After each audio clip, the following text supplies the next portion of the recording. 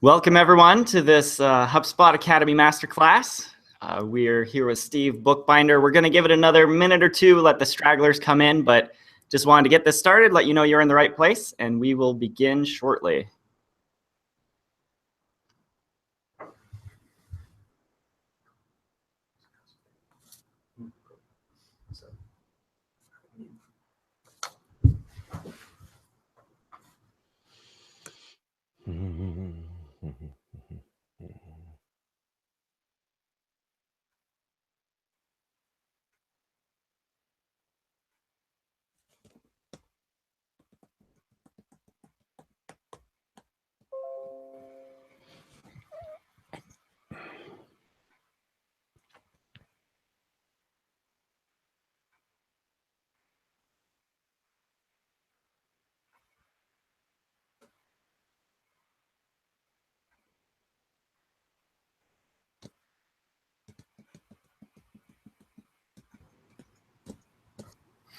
Okay, welcome everyone. We are going to get started here. Thank you for joining this HubSpot Academy Masterclass. I'm Kyle Jepson. I am the sales professor here at HubSpot Academy. And I am joined today by Steve Bookbinder, who is the CEO of DMTraining. They're a New York-based company that teaches, reinforces, and encourages real behavioral change in sales organizations. They provide a comprehensive approach that impacts the entire sales organization. And Steve himself has traveled millions of miles and trained tens of thousands of sales professionals all over the world. And he's discovered that to be successful, you need to continuously focus on improving, adapting, learning, measuring, inspecting, and testing new ideas. So unlike most sales trainers who focus on how to sell, Steve has taken a novel approach by focusing on pipeline management specifically. And that's what we're going to be talking about today. Steve, thanks for joining. Thanks for having me. Glad to be here. Yeah. So just to get started, can you define this idea of pipeline management for us? Sure. Most people think of their pipeline as the place where they just put all their stuff. So it becomes this gigantic hole in the ground into which you're putting stuff.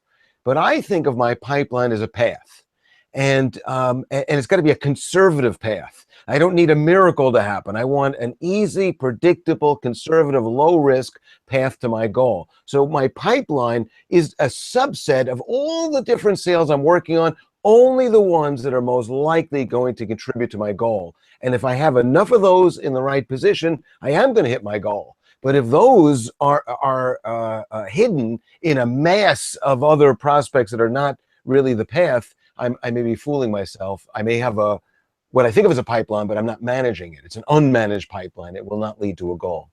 That makes sense. So I imagine most companies, if not all companies, are attempting some sort of pipeline management or think they're managing their pipeline pretty well. What can a sales leader do to see where they need to improve? Okay. The first thing, we need to be sort of honest with ourselves and admit something. That when we are a manager, we are primarily responsible for the accuracy of our forecast. Not just a forecast, but an accurate forecast.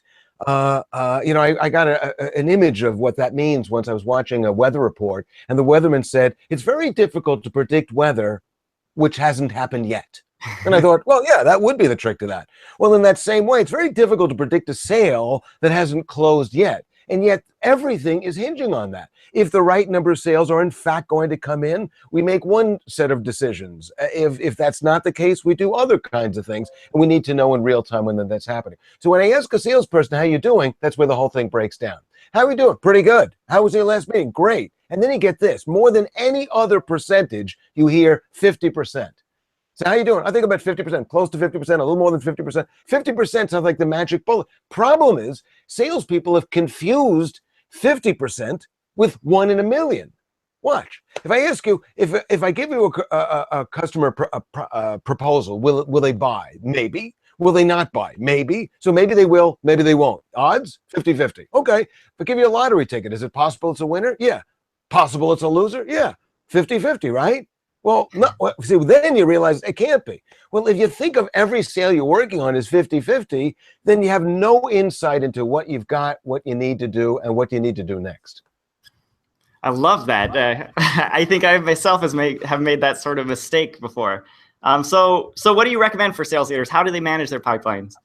So the first thing that a manager has to do is they have to teach their salespeople, when they're telling a story, when you tell me when you answer my question, how are we doing, that we're both using the same language. And that we're really looking at just the only three things that ever matter to a manager. Is the contract just about to come in? Is the decision just about to be made? And anybody that you recently met with, who you presumably try to qualify, and you're gaining information from, do they want to see you again? Do you have a scheduled next step with those people? And people will argue how that's not important in business. They'll go, well, no, they don't have a next step, but you can't really have a next step. Those kind of people that you're always trying to figure out, does the other person have an interest in you? Socially, no problem judging if somebody has an interest. In business, we're very confused. Any kind of reaction sounds like they're interested. If they say something like this, interesting. How about this one? Send me a proposal. I was just out in Europe recently, 2 weeks ago, and a woman was telling me that in Europe, and the same thing happened in Asia, both in Europe and in Asia, a salesperson said, in Europe and in Asia, if the customer says, hey, do me a favor, get me a proposal, you know what they really mean? They mean, get out of my office, but they're saying it in the nicest possible way. So how many times do we hear, get me a proposal, or we suggest, how about I get your proposal? And the person says yes. And so everything is in one big bucket. That doesn't help you. So if I ask you, if you had a date and I said, did the date go well? You know it was well or not well based on one thing only. Do you have another date? At the end of your date, you said, hey, how about we get together again? How about Thursday? If they said something other than yes, that date didn't go well. Same thing with a sale. How'd your sale go? Great. You have a meeting to see him again? No. Well, then it effectively did not go well.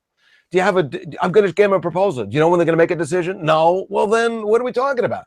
I got him a contract. Great. When will we have the signed contract back in our hands? Those 3 points are the only things that ever matter. And if you don't have them, or you do, or the number you have in each and the value of the sales that you have in each column, not only tells me about what's going to happen next, but this is the most important thing.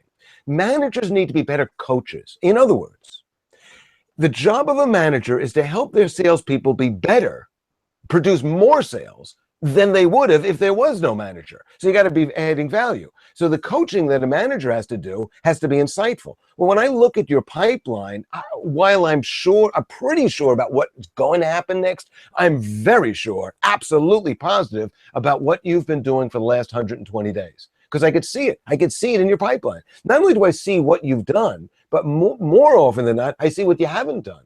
I see month over month what your pipeline looks like versus what you're forecasting versus what actually closes. And in that way, it doesn't make you a good person or a bad person, but it makes me as a coach insightful as to, I now see where you are misled along the way, and why don't you try this other thing? And you know what the test will be? When you try with this new tactic or skill or habit or strategy, we should see some change in what your pipeline looks like.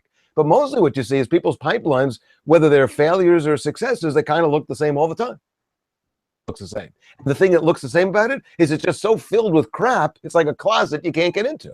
Then it looks like the message that the pipeline looks like it's sending you is, look at this, there's no, go back to sleep, everything is fine. You don't need to prospect, because look how much stuff you got. You got so much stuff against the wall, surely something will come in.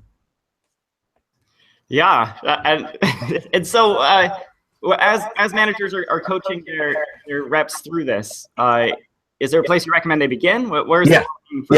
So the very first thing is you have to have a meeting, and you have to meet a meeting with everybody, and you have to, whenever you're trying to say, I want you to change, the manager also has to say, and I'm going to change too. So here's how we're going to do this meeting. Instead of a normal meeting where the manager brings the meeting to the meeting, in this case, the salespeople are going to take turns playing the sales manager. And what we're going to do every week as part of our weekly meeting is we're going to look at the prospects. Except we're only going to look at not your prospects, not your opportunities, not whatever you want to call them, just the things in these 3 buckets. Deals about to come in, decisions about to be made, people I recently met with have a next step, just those. And I'm going to look at those things. And I'm also going to look at one other thing. How many people do we have an appointment with to see for the first time? And we're going to develop a series of inspection questions. That is to say, if I say to you, do you have a contract that's coming in soon? And you say yes. I just want to make sure that that means what I think that means. So I might ask this question as an inspection question. When do you think you'll have that contract in your hand? What day? And I'm listening for an answer with what they call no hair, which is an interesting expression. I heard this expression, and when you have no hair, you go, is that a good thing to know hair? They go, yeah. If I ask you, when is the contract coming in? Here's an answer with no hair. Friday. Gee, how do you know? Because the guy told me to come by Friday to pick it up. Done. Solid. No other reason for discussion, and there's no hair. Versus this answer. So when is that contract going to be in your hands? Well, you see, well, at the beginning of that answer is the beginning of a very long story, a Tom Clancy novel, no doubt, with twists and turns. And the bottom line, the final scene of the movie is, I don't know, which means that why are we counting on the sale? And if you don't know at that stage of the sale, diagnostically, that tells me a lot about the way you sell. How could you not know that? What do you mean you got him a contract without asking them when it would come back? So all of those things kind of come back. So now if develop inspection questions around these points, which are customized to that team, to their sale, and that not only are you all in agreement about the inspection questions, but the salespeople take turns inspecting each other. So it's not just the sales manager being the bad guy going, so tell me about the sales you got. You're sure it's in that place? Are you positive? What did you ask? So it's a very confrontational and litigious kind of moment. Rather than that, you make a team effort out of it by having the sales manager sit back and play referee, but having this week you're in charge and you're going to inspect everybody else's pipeline, including your own. Then the next week, the next guy gets up and the next woman gets up. So over time, each person practices is inspecting each other's pipelines. Well, you know what? Teaching accelerates learning. When you are asking questions of your teammates, your sales teammates, probably everybody's learning something, but you will learn more than anybody. You'll learn, gee, I just asked this person a question I should be applying to myself. I can't really ask you a question about a pipeline matter unless I apply that to myself. And I understand how easy it is to lie, and therefore how precise the question has to be, and also the nuances of the answers and what those might mean. And finally, and here's the most important thing, it's not a gotcha game. It's not a, hey, gotcha, you thought you had a rock solid prospect. I just caught you. You know you don't. Now you happy? I mean, it's good to know that it's not where you thought, because where the sale is dictates the right strategy to advance it. And if where the sale is it's on a back burner, well, that's a very different place than they're just about to sign it, to sign the contract. And so knowing where it is critical. But then being able to, for salespeople then to share best practices. Oh, I once had a sale in that position. It looked promising. Everything was rolling along. It looked great. And then all of a sudden, there's one thing happened. So you know what I did? I did this thing. And all of a sudden, it's a strategy that one seller tells, the team can replicate, somebody else will find success. And in that way, you begin to build a training culture. So you start with pipeline management. How are we going to manage our pipeline? How are we going to manage our activity that gives us this great pipeline? But you end up with a team with a sales culture. But the most important thing of all is this. When you look at your pipeline, what do you look at? I ask salespeople, I've literally asked 50,000 salespeople this question. When you look at a pipeline, what do you look at? And they'll tell me, well, you know, I'm reminded that, oh, I got to remember to call that account. Or, oh, boy, look how much stuff I got. Or, you know, usually it's a reminder. But the real answer is this. When you look at your pipeline, it is neither inherently good nor bad. It's only good or bad in comparison to what it's supposed to look like. What is it supposed to look like? If you were really rolling toward your goal, then what would your pipeline look like? Because that's what it needs to look like, because your pipeline causes your sales.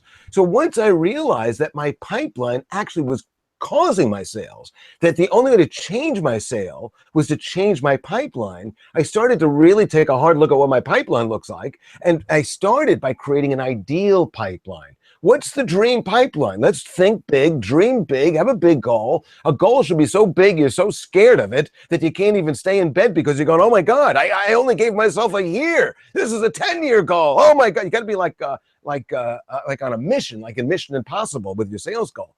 But your pipeline is telling you like a GPS if you're on track. And so once you believe in that and you look at it like that, you keep changing what you do to make your pipeline look right. Well, you got to start with that ideal. First, you got to start with the goal, then the ideal pipeline. Now, when you compare the two, you're rock solid. And as a team can do that, a manager could say to the team, this is what our pipeline has to look like as a team every third week of the month for us to finish the month right. So that's how we're going to look at our team from now on. Because if we know if we can get the team pipeline to look right, everybody's going to make more money. I think it's a message that everybody would resonate with. Yeah, I love that. So if a company wanted to define their ideal pipeline, how do they go about making that big goal? What does it look like? So the first thing that they have to do is, if it was another kind of a world, I'd say bring in some beer or wine or cocktails into this thing, because it does get people are not comfortable, salespeople, with anybody questioning them ever. What do you mean? How do you know it's the right person? What did you ask? Did you ask this question? So generally people are just sensitive to that. So you have to leave your ego at the door for this purpose. You have to sit in there and you've got to go through, it's a painful process in a sense. And when I'm doing a workshop, I do it and I try to make it as funny as possible. And I talk about my own experiences. But our path to our goal has to be separated from all the projects we're working on. So let me say that again.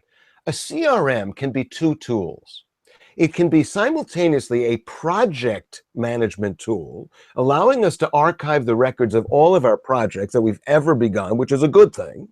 But it's a separate thing from a pipeline tool, which says to me, of everything I'm working on, what's the small subset of things I can absolutely count on contributing to both my long-term and short-term success? So I need to take a real cynical look at every single thing I'm working on. And you know what you learn? That small group is smaller than you wish, but the good news is you don't really need as much as you think. We've done studies to look at how much do you need to have in your sales pipeline. I'm not talking about your marketing pipeline, your sales pipeline, versus how much has to close. If you had exactly as much as you needed, if you had 1x your goal in your pipeline, if you needed $100 and you had $100 in your pipeline, would you hit success? Probably not. Okay. If you had 2x, 200 to make 100, would you more likely get it? Everybody goes, yeah. Okay. 3x, even more likely? Yeah. 10x, even more likely? Everybody wants to believe the more, the better. But that's not what happens. Arithmetically, once you get past 1.5x to 3.5x your goal, once you have way more stuff than that, you're going to miss your goal by a mile. Because you're so sure you've got it, you can't inspect everything. And as a result, you got a lot of garbage in there. So that's why it's okay for the pipeline to be realistic. It's got to be a manageable number of prospects you could actually get to. That's great. Thank you. Yeah, so people listening in here, if you like what Steve is saying, he does have a newsletter called Finally Friday. We're going to drop the URL to that in the chat pane. And if you have any questions, please send them our way. We are watching, and Steve is here to share his knowledge with you. Yeah, Steve, I love what you said. I think of all you said today, my favorite bit was about the dating and how we're very good socially at knowing how we're doing, and I think that's a really good metric for people to hold themselves to. Going back to that, for sales reps wanting to get that second date after a first date, if you have any recommendations about, is there just a sure? Yeah. Let me continue the dating analogy. If I met somebody on a date and I really, really, really like them, and I thought of the ultimate close, if you will, as marriage, would I ask them for marriage on the second date? Well, probably not. I mean, in movies sometimes that happens, but in real life, I doubt that the other person do. You certainly wouldn't start the relationship by going, "Hey, I just spotted you across the room. You know what I was thinking? How about we get married?" What are the odds of that? Unless you asked 1 million people, maybe one desperate person who thought of you the same way, but the odds are against that. And yet, that's exactly how people sell. They go after everybody as if everybody have the same persona, everybody have the same equal need. The theory is that everybody equally would buy if only we filled in the blank and explained that we're here. By the way, we're here. Now that you know that, clearly you're going to buy. Meanwhile, even before you met, there was maybe the person's already in a relationship. Maybe they're just getting over a relationship. Maybe they're not thinking about a relationship for a while. So I think we're very annoying when we don't pick that up. So, part of the game in sales is figuring out who wants to play with you, but also who doesn't want to play. So if I wanted the date and I wanted to eventually get married, you know what I do? I simplify the next step. I make the next step a combination of relatively easy to agree to and potentially helpful to them. So maybe I walk over to this person I really want to marry and I go, hey, how you doing? Just get them in a conversation. What's going on? They go, I got to tell you, I got stressed out. Stressed? I got an idea. Why don't you and I talk about that? Oh, I don't want to talk to you. I don't even know you. Okay, how about this? How about you and I just on the phone, we talk about, no, I don't want to. All right, how about this? How about you think about everything that's annoying you, and then I get in a room with you and I talk to you for a minute and try to calm you down and explain to you how some of the things, how many people I talk to like you who are similarly problems and solutions that I have that could help you feel better about yourself. If you thought that was helpful, you'd agree to talk to me for a few minutes. I think we got to break down the challenge of closing. My job is not to close anybody. My job is to help you, the customer, figure out what to do one way or the other. Just the figuring out part is the value I'm bringing. So why don't I do something that says, I don't even know if you're qualified. I don't even know if I'm qualified for you. I don't even know if we're both right for each other. But why don't we just take the first step of exploring that together? That's potentially easy and relatively easy to agree to. But I think what we often want to do is, hi, how do you like it? You think it's good? Okay, good. Here's a proposal. And then we spend the rest of our time calling them and going, did you get the proposal? Did you like it? Any questions about the proposal? And of course, the other person goes, if I had a question, I'd have called you. Yeah, good point. Yeah. So, it's a ridiculous. We're not adding any more value when we do that. Yeah, I love that. And I think most of the folks in our audience have probably taken our HubSpot Academy's inbound sales course. And in that, we talk about exploring and advising. Closing is not a written step of the inbound sales methodology. Our goal as sales professionals should be to help people sort through their questions and their problems and advise them on a path forward, and recognize that if you are not the solution to their problems, let them go. Not everybody's going to be your customer. Focus on the ones who need you, who want to work with you. Yeah. And I think the dating analogy you have works really well with that. Say that again? I think the dating analogy you have works really well with that. Well, yeah, so good. Because, ultimately, people buy with their emotions and they later rationalize it. They buy from people they like more than they buy from people they don't like. And so there's a lot of social analogies that make sense. And I think the most important thing is to recognize why is it when somebody socially says, I have to wash my hair, we go, oh, that means, I know what that means. But they give us the same thing at work, except they don't use literally, I got to wash my hair. They go, oh, could we see each other again next Tuesday at 3? Let me look. Oh, yeah, that's gotten into a busy season, very busy. And call me in like a year and a half, then I will be free. And we go, oh, that's perfectly legitimate. Yeah, set a reminder on your calendar, year and a half from now, I'm going to call. Yeah. So then we and so this gets right into the HubSpot notion of we end up over following up with the wrong people and under following up with the wrong people. And there's the opportunity cost. Ultimately, I've got only 2,000 work hours, but I've got 20,000 hours of stuff I can think of doing. But I've only got 2. So I've got to pick and choose. I've got to make bets on where do I spend my time and where do I not. And I think most salespeople, because they don't create the right pipeline, also don't bet correctly. And so they're betting too much, and they're betting too much on a sale closing, and they're not betting on being relevant. So let's understand that there's this big middle of the funnel, middle consideration process where somebody's not ready to buy. They're open to thinking, but not ready to pull the trigger and buy. How can we remain relevant to that very large segment of the buying population? And that's who we're primarily going to meet in our inbound lead generating process. But there's a big place there. We got to be relevant. I can't assume that because a lead came in, okay, they're ready to sign a contract today. Right. Yeah. Once again, everyone, we're here with Steve Bookbinder, and we have dropped his Finally Friday newsletter subscription in the chat pane. If you're interested in hearing more from him, it's a weekly update. Great way to start the weekend. Looking for questions. No questions from the audience so far. Steve, any last thoughts you want to leave us with? I do. I just want to give a warning to any manager that tries this. This system absolutely works. I have clients all over the world, literally all over the world, that do this pipeline management. But in every one of those cases, those companies realize that there's sort of friction.